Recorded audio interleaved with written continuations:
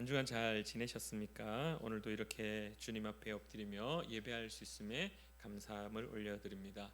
한동안 제가 이제 지훈이가 와서 이렇게 PPT를 해주고 제가 베이스 기타를 치고 그렇게 했었는데요. 오늘 지훈이네 가족의 결혼식이 있어서 멀리 서울로 올라가는 바람에 제가 다시 PPT의 자리를 앉았는데요. 사실 베이스를 치다 보면은 악보의 코드를 보는 게 정신없기 때문에 코드 놓치면 안 되기 때문에 집중해서 악기를 연주하다 보면은 입술로 찬양 고백하는 게 사실 쉽지가 않습니다. 근데 오늘 PPT를 하면서 찬양을 부르는데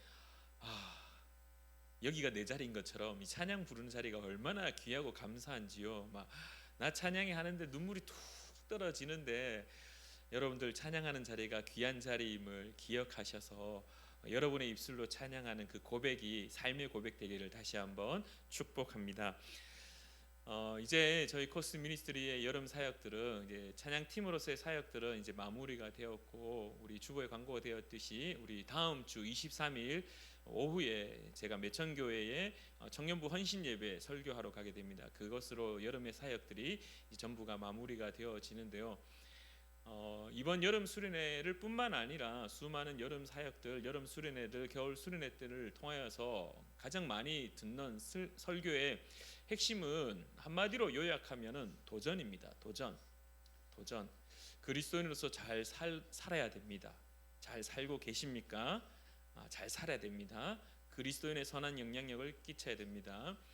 엊그제 이제 그 포항 효자교회 청년부 수련회 때는 또 제이어스, 여러분이 잘 알고 있는 그 제이어스의 대표인 김준영 대표가 와서 또 말씀을 선포하면서 선교에 대해서 말씀을 나누고 엄청난 도전을 청년들에게 선포하고, 그래서 청년들이 결단하고 그렇게 살겠노라라고 막 고백하는 시간들을 함께 가지고 기도할 때 또 도와달라고 해서 같이 안수도 하면서 그렇게 수련회 시간들을 마치고 돌아왔는데요. 돌아오면서 저희 이제 경민 형제하고 저하고 저희 아내하고 이런저런 이야기를 하면서 한 가지 나눈 것이 있었습니다. 무엇을 나누었었냐 하면은 수많은 도전을 계속해서 합니다. 수련회 갈 때마다, 말씀을 들을 때마다 청년들에게 도전하고 청소년들에게 도전합니다. 이렇게 살아야 됩니다. 이렇게 살아야 됩니다. 이렇게 살아야 됩니다라고 말을 진짜 많이 듣습니다. 근데 우리의 일상을 한번 돌이켜서 보면요, 여러분들이 생각하던 이상향, 그리스도인이 삶의 모습은 이렇습니다라고 이야기를 하고, 그리스도인의 삶은 이렇게 되어야 됩니다라고 선포되어지는 말씀들, 그 말씀들이 과연 내 삶에 실질적으로 이루어지느냐라고 질문하면요, 도전은 많이 합니다. 내가 그렇게 살겠습니다. 결단합니다. 주님, 내가 이제 몸 바쳐서 내 일생 전체를 바쳐서 하나님의 사람으로 살아가겠습니다. 결단합니다. 하지만 우리의 일상을 잠시 한번 돌아보면은 그 결단이 무색할 정도로 사실 쉽지 않음이 우리의 삶의 모습입니다. 여러분들이 뭐 예전에 청년의 시절이나 아니면 한참 기도원을 다니거나 한참 주일 예배를 통해서 은혜가 충만하여져 가지고 내가 그 말씀 속에 그 말씀이 도전이 되어서 주님, 내가 오늘 선포되는 그 말씀에 따라 살겠습니다. 결단하고 그렇게 막 합니다. 가장 좋은 본보기가 무엇이냐면은 신년이죠. 연초에 가장 많이 하는 결단이 무엇인지 아시나요? 주님, 올해는 꼭 성경 일독하겠습니다. 성경 올해는 무조건 한번 다 읽겠습니다. 혹시 우리 사랑하는 푸른 나무교회 성도님들 중에 성경 일독하겠다라고 결단하신 분 혹시 없으신가요? 여기 있습니다. 여기 있습니다. 여기 있는데 왜 제 성경책은 아직도 구약에서 멈추어 있는지 쉽지 않습니다. 이렇게 하겠다, 저렇게 하겠다, 주님 말씀대로 살겠습니다. 막 결단합니다. 근데 사실 그 결단이 이루어지느냐라고 했을 때, 그 결단의 결과로서 성공하느냐라고 질문했을 때, 성공하는 경우도 있겠지만은 성공하는 경우의 수보다 어떻게 보면은 실패하는 경우의 수가 참 많습니다. 도전이라는 이름 앞에 주어지는 결과물은 딱 두 가지인 것 같습니다. 과정을 이야기하기보다 우리는 성공했느냐 실패했느냐라고 이야기하는 경우가 참 많은 것 같습니다. 그러나 우리의 삶의 모습 속에 이렇게 두 가지로 나누어서 이 말을 하기가 사실 쉽지 않습니다. 가장 이상적인 성공의 길을 걸어가는 것, 그리스도인으로서 퍼펙트한 삶을 사느냐라고 질문했을 때 우리는 사실 다 그렇게 살아가지 못함을 고백합니다. 그러면 우리에게 주어져 있는 숙제는 무엇이냐 하면 이 실패한 삶. 어떻게 보면은 그렇지 못하게 이상을 이루지 못하는 삶을 살아가고 있는 우리의 현실 앞에 우리는 이렇게 계속해서 실패만 하고 있는데 이 실패는 또 어디까지 우리를 부정적으로 이끌어 가냐 하면은 자책하게 합니다. 나는 왜 이렇게 결단은 매일같이 하는데 왜 나는 작심삼일밖에 되지 않느냐? 왜 나는 이렇게 자꾸 실패하는 삶을 살 수밖에 없느냐라고 이 자책하는 모습들이 참 많습니다. 그래서 이 자책하다 보면은 결국은 어떻게 되느냐? 신앙의 끝마저 놓치게 되는, 그래서 좌절하게 되고 포기하게 되는 경우의 수까지 등장하게 됩니다. 사랑하는 우리 푸른 나무교회 성도님들은 어떻습니까? 늘 그리스도인으로서 성공하는 삶을 살고만 있습니까? 저는 개인적으로 성공을 하느냐라고 질문하면요, 사실 성공하는 삶보다는 실패하는 삶이 더 많은 것이 제 개인의 삶입니다. 아침에 눈 뜨자마자 오늘은 하루 종일 성경책만 읽어야지라고 결단하고 교회에 출근합니다. 그러면요, 출근 성경을 딱 펴긴 펴니다. 그러면 교회에서 해야 될 일이 왜 그리 많은지요. 나무의 가지도 잘라야 되고 화분에 물도 줘야 되고 청소도 해야 되고, 그날따라 유독 바닥에 음료수 자국 떨어진 거 꺼목티티한 거 왜 그렇게 잘 보이는지 모르겠습니다. 그러면 그런 거 정리하다 보면 시간이 훌쩍 가서 성경책 한두 장 읽고 끝나버리는 경우가 또 허다합니다. 그러면 집에 퇴근할 때 또 자책하죠. 오늘 또 실패했네. 나는 안 되나? 나 목사인데 목사가 돼갖고 이것밖에 못하나? 막 이러한 자책하는 경우. 그리스도인에게서 주어져 있는 숙제가 있다라면은 이상을 이루는 것보다 실패의 자리에 섰을 때 우리는 어떻게 해야 되느냐라는 것이 가장 큰 숙제인 것 같습니다. 오늘 본문 말씀을 우리가 한번 잘 살펴보면은 이 바울 사도, 위대한 바울 사도에게 있어서도 약점이 한 가지 있었습니다. 여러분들이 잘 알다시피 바울 사도는요, 엄청난 경험을 하게 됩니다. 12장에 들어와서 고린도 교회에 엄청나게 영적으로 어마어마한 영적 우월감이 사로잡혀 있는 사람들도 있었고 영적인 능력들을 경험한 사람들이 어마어마하게 있었습니다. 이때 바울이 어떤 말씀을 그들에게 선포했냐 하면은 이렇게 말합니다. 2절 말씀이 이렇게 이야기합니다. 내가 그리스도 안에 있는 한 사람을 아노니 그는 14년 전에 셋째 하늘에 이끌려 간 자라라고 이야기합니다. 이미 14년 전에 셋째 하늘에 올라갔다고 이야기하는데요, 우리가 이 그림을 한번 살펴봅시다. 이 셋째 하늘이 도대체 무엇이냐 하면은 보여지는 그림이 고대 이스라엘들의 우주관, 세계관입니다.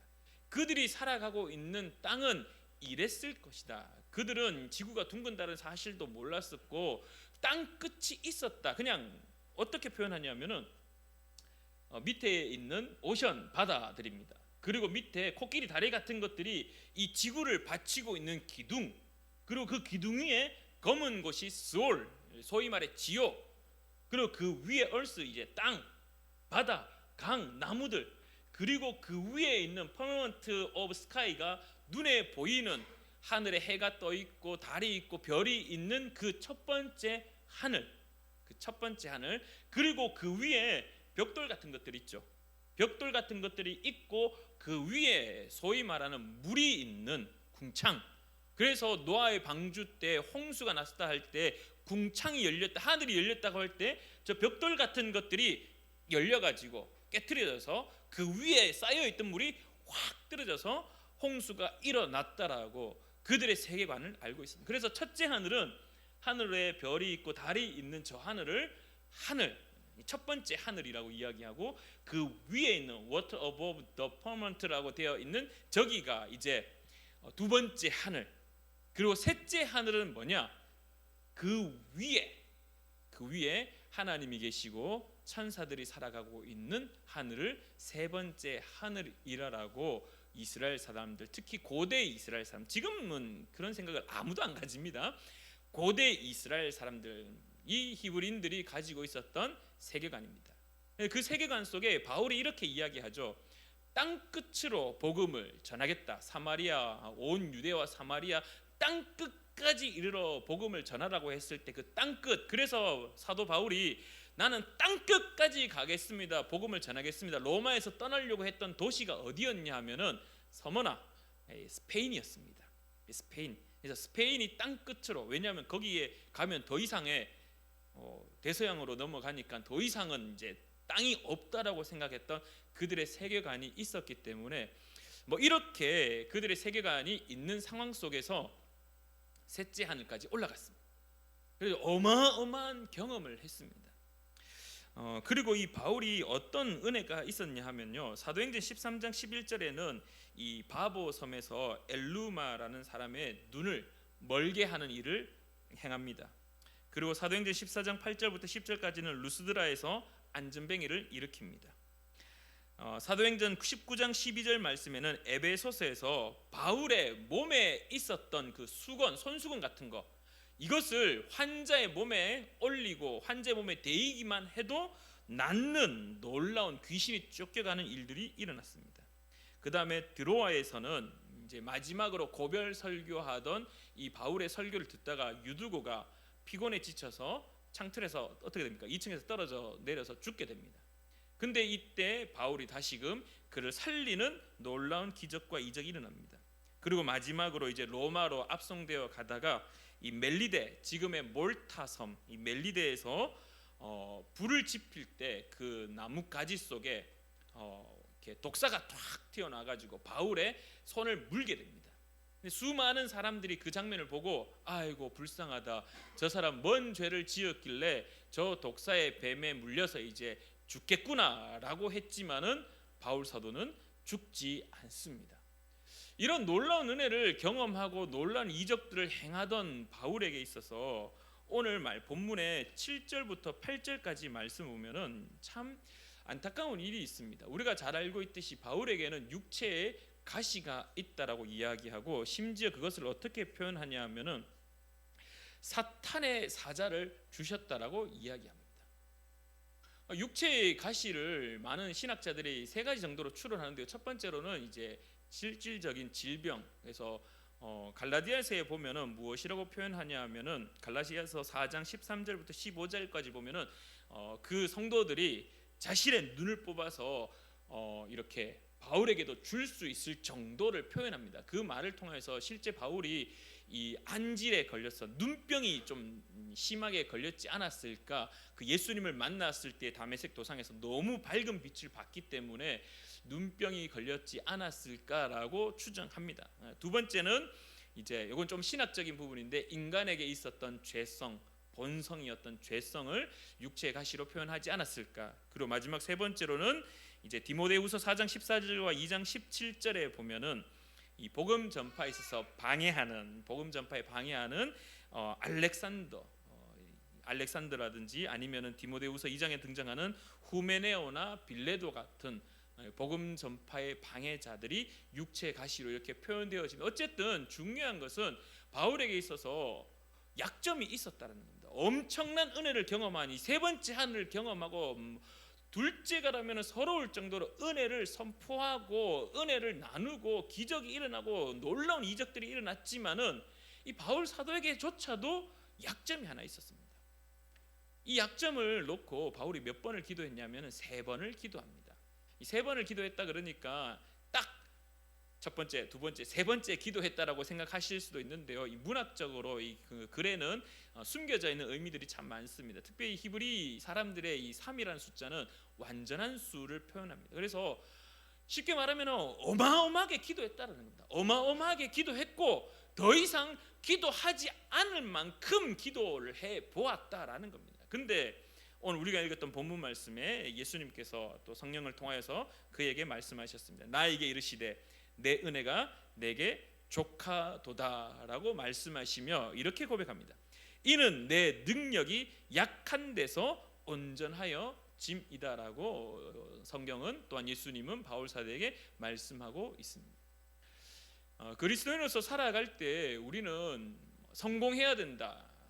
조금 더 정확하게 표현하면은 그리스도인으로서의 지켜야 될 삶의 모습들, 그리스도인으로서 살아갈 때 드러내야 되는 그 삶의 영향력들, 그것을 반드시 드러내어야 된다.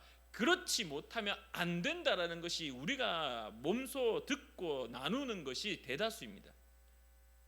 근데 오늘 성경을 보면은 어떻게 보면은 많은 기적을 행했습니다. 그리고 심지어 죽은 자도 살렸습니다. 심지어 자기가 가지고 있던 손수건, 자기 몸에 대었던 그 수건, 그것마저도 사람들이 야, 이거 바울 사도의 수건이다, 바울 사도가 만졌던 수건이다, 바울 사도의 스쳤던 수건이다, 그 수건조차도 아픈 자에게 올렸을 때 치유되고 회복되고 살아나고 악기가 쫓겨나는 일들이 일어났습니다. 어마어마한 영향력이 바울 사도를 통해서 드러났습니다. 근데 실질적으로 자기의 아픔은 고치지 못하는, 어떻게 보면 모순과 같은 모습을 바울 사도가 가지고 있었습니다.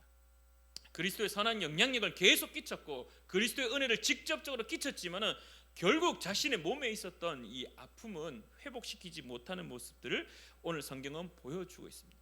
그러면서 동시에 바울 사도의 그 상황, 그 모습을 어떻게 표현하냐 하면은 우리가 잘 알고 있는 찬양, 약할 때 강함 대신에 그 베이스가 되어지는, 그 찬양의 고백의 베이스가 되어지는 바울 사도의 고백입니다.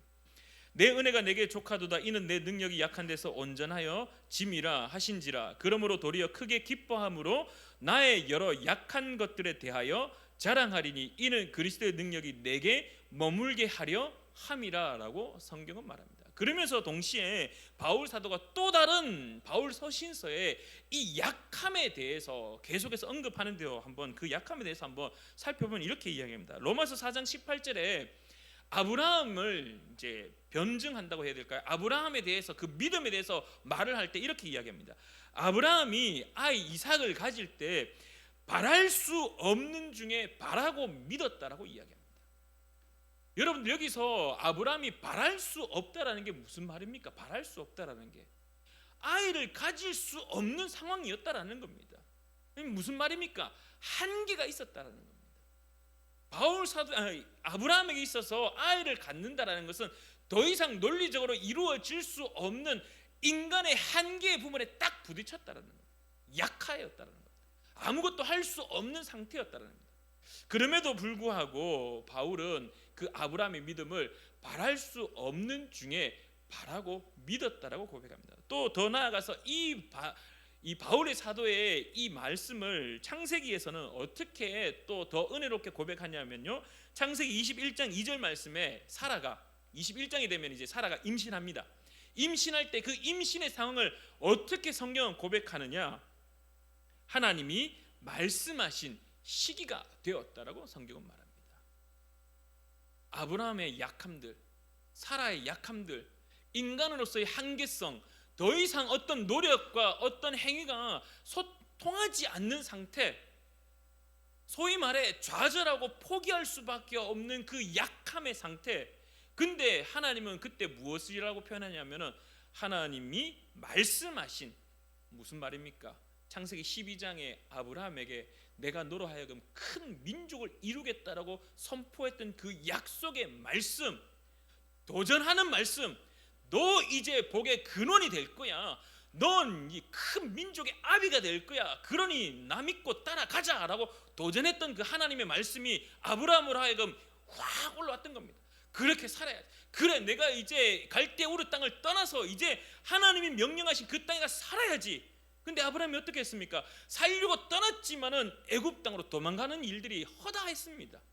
가난이 있었고 흉년이 있었고 힘듦이 있었습니다. 허당한 실패 속에 돌이키고 다시금 돌아옵니다. 또 실패합니다.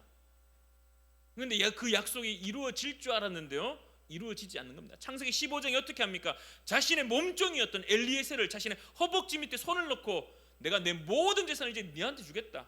그러니까 네가 이제 내 유업을 이을 자다.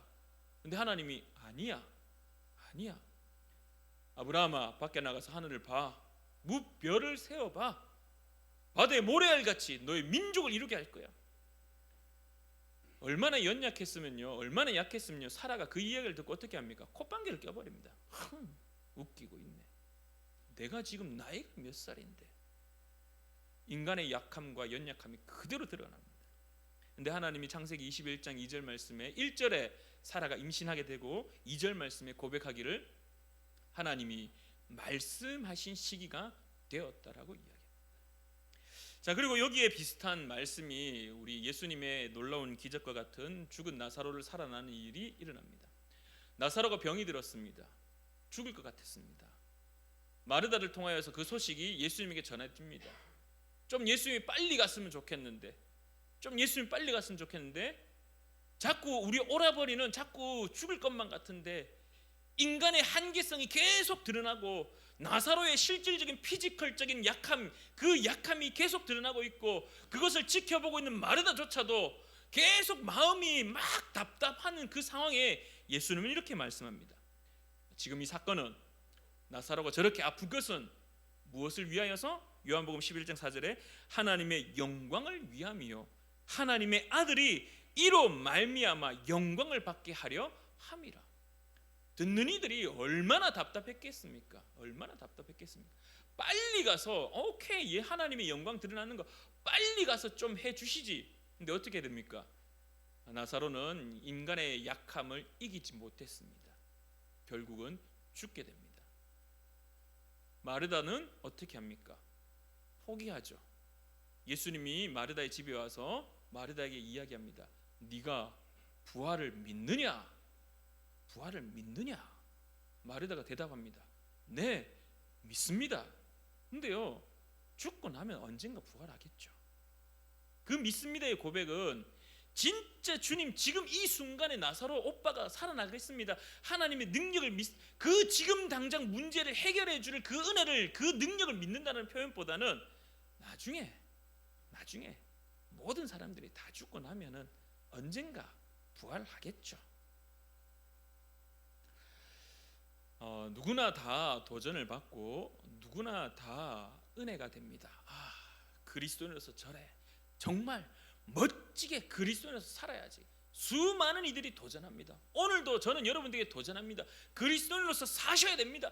그리스도인답게 살아야 됩니다. 그리스도인답게 세상의 화평을 선포하는 자로 살아야 됩니다. 하나님의 말씀을, 복음을 선포하는 자로 살아야 됩니다. 그런데 사실 우리에게 주어진 삶의 현장에서는 막상 그게 쉽지 않다라는 겁니다. 더 많이 실패를 경험하는 것, 더 많이 나의 약함을 경험하는 경우의 수가 더 많다라는 겁니다. 그래서 오늘 본문 말씀의 제목을 저는 이렇게 정했습니다. 약함의 영성이라고. 약함의 영성. 여러분들, 오늘 바울 사도가 오늘 지금까지 이 말씀이 기록되어 있다는 사실을 만약에 안다라면은 얼마나 좀 마음이 좀 불편했겠습니까? 사람이라는 거는요, 자서전에 무엇을 남기기를 주로 원하냐 하면은 성공의 일들을 남기기를 원합니다. 그래서 역사는 이렇게 표현합니다. 역사는 이긴 자의 기록이다라고 이야기합니다. 이긴 자의 기록이다라고 이야기합니다. 진자는 기록하는 것에 있어서 참 불편한 일들이 많기 때문에 별로 그렇게 한 줄 정도, 그냥 있다가 사라졌다 정도. 근데 이긴 자는 어떻게 합니까? 부풀려서 정말 그 사실이 있었는 일인지도 모를 정도로 부풀립니다. 여러분들, 그 실패한 자 중에 너무 유명한 사람이 낙하암에서 떨어져 죽은 사람이 있습니다. 백제 왕이었던 사람, 누굽니까? 의자왕이 낙하암에서 떨어져 죽습니다. 근데 그의 삶에 어떻게 평가하냐면 마지막에 그 몇 명이 같이 떨어져 죽었다라고 이야기합니까? 3,000궁녀가 떨어져 죽었다라고 이야기합니다. 여러분들, 실질적으로 3,000궁녀가 떨어져 죽었느냐라고 질문한다라면요, 많은 역사학자들이 그 의자왕이 떨어져 죽었던 그 장소에는요 3,000명이 올라갈 수가 없답니다.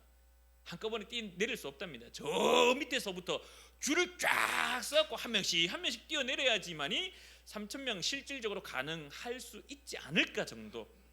그리고 실질적으로 백제의 역사에 의자왕이 그렇게 막 3,000명의 궁녀를 데릴 만큼의 그런 어불성설이라고 이야기합니다.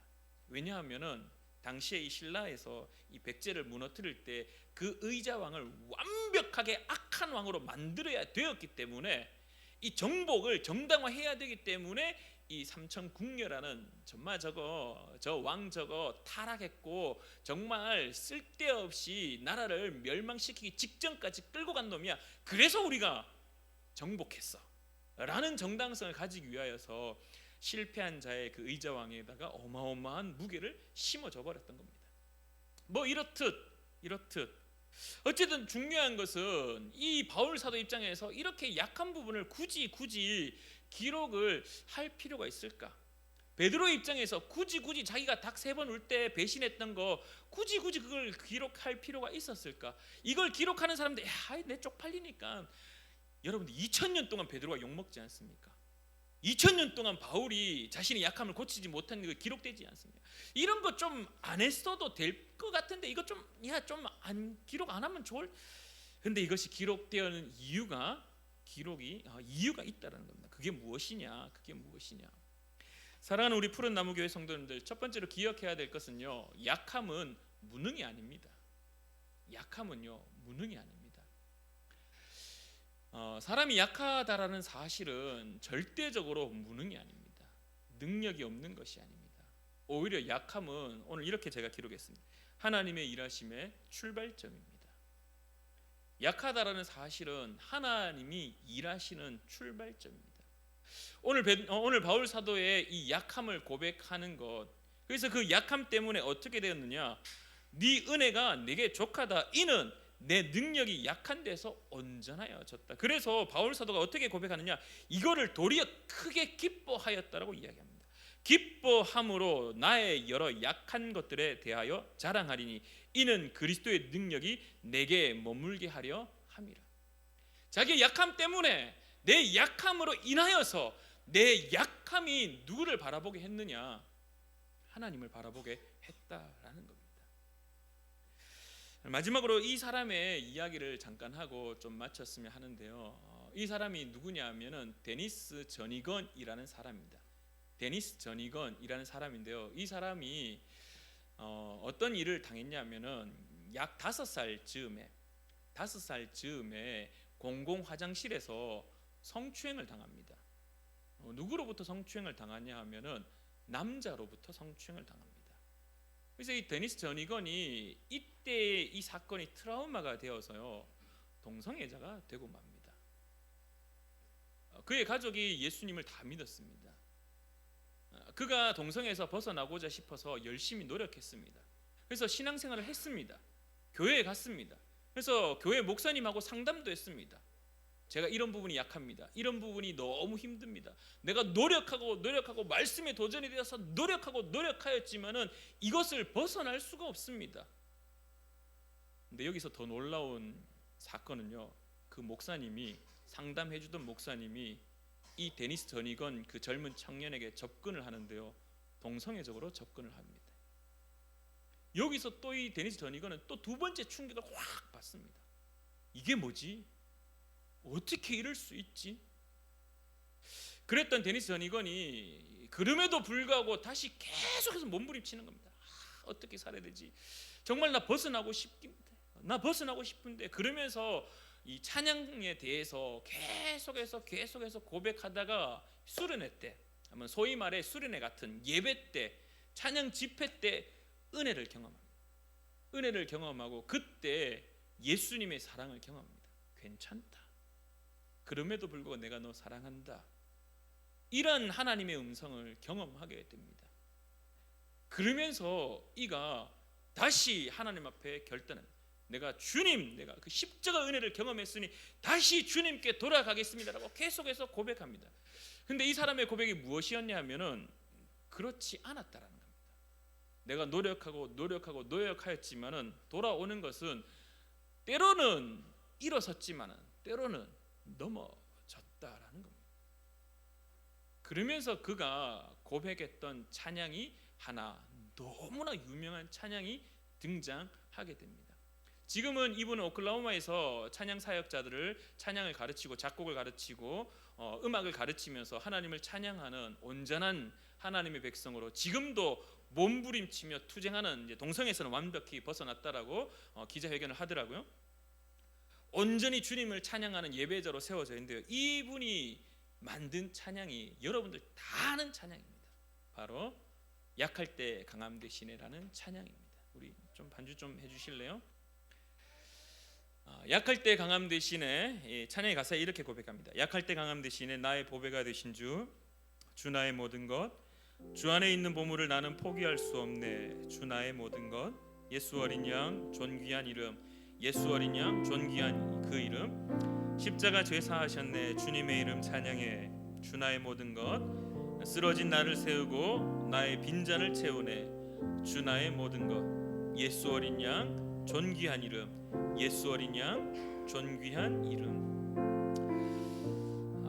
많은 이들이 신앙에 도전을 줍니다. 근데 도전 받은 대로 성공하는 삶을 사느냐라고 질문하면요 사실 쉽지 않습니다. 오늘 저와 여러분들도 마찬가지입니다. 성공하느냐라고 질문하면요 실패하는 흔적들이 더 많습니다.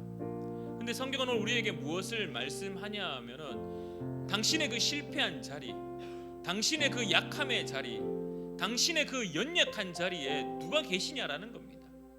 하나님이 계신다라는 겁니다. 예수님이 계신다라고 말하고 있고 성령님이 함께 하신다라고 선포하고 있는 겁니다. 바울 사도가 이것을 기뻐했다랍니다. 도리어 내가 크게 기뻐한다. 왜? 내 약함의 자리에 이제 하나님이 오셔서 일하시는구나. 하나님으로 말미암아 내 약함이 오히려 더 강하여지는 하나님의 능력이 발현되어지는 그 출발점입니다.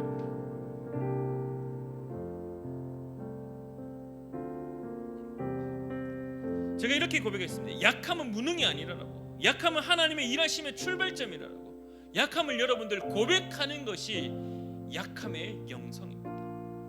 약함을 고백하지 않으면요 하나님은 일하지 않지 않으실까요? 왜? 내 자아가 살아있고 내가 하겠노라라고 내가 노력하겠노라고 내가 도전받았으니 내가 뭔가 해보겠다라고. 근데 여전히 실패하는 우리의 모습 속에 하나님은 오히려 약함을 인정하고 그 약함 가운데에서 일하시는 하나님을 바라보게 하는. 그래서 바울 사도가 로마 4장 18절에 아브라함이 바랄 수 없는 중에 바라고 믿었다라고 고백하지 않았을까. 사랑하는 우리 푸른 나무교회 성도님들 꼭 기억하셨으면 좋겠습니다. 여러분들의 약함은 무능한 것이 아닙니다. 자책하실 필요 없습니다. 왜 나는 이렇게 되지 않을까? 왜 나는 계속해서 무너지기만 할까? 오히려 그 무너짐과 그 약함이 하나님의 일하심의 시작의 지점이지 않을까라고 저는 생각합니다. 사랑하는 우리 푸른 나무교회 성도님들 약함을 고백하십시오. 그리고 주님께 도와달라고 기도하십시다. 그러면은 그 은혜가 여러분의 삶에 넘쳐날 것입니다. 우리 함께 이 시간에 주 나의 모든 것 함께 찬양하십시다.